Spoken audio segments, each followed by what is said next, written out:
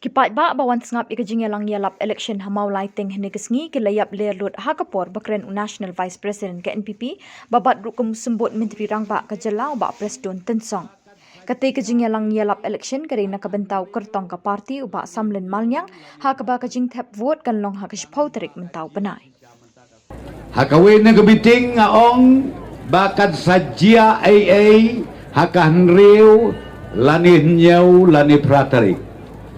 Tang baka jia sisya mentakas ngi janmit sau baje kabamut ngidon arpo unrew plus bakitaki arngut long arpo pra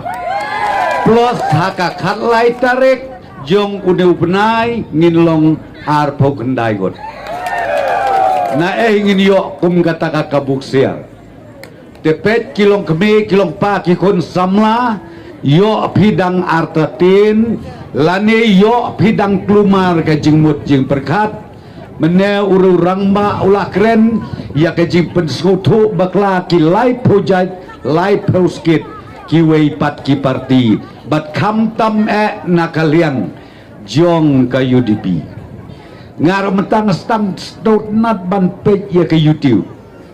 haka social media ban yo ya ka jing tho ki wei pat yu badu prestu yu ba samlin kajing internet ngai sutia namar ki keren ki breu ki bom tip ya ka beneng ka kendau nga syu samrke le kile tek kum ki sensyar maki sekretariat kile tek kum ki syong ka jaka ba syong si jibril star deputy jibril star tip mamrong haprenda ki syong wan chanes ya soyong ki batai start maki kum ki tip lut ya kawai pakawai ka lain jo ka file nga ngamut banong ko kilidar na kato ka partis nga bahasi penduna ka ketin namar ba ibit palat namar kane ka juk ndai ka juk jong ka jingbit ka juk jong ka jingnang jing start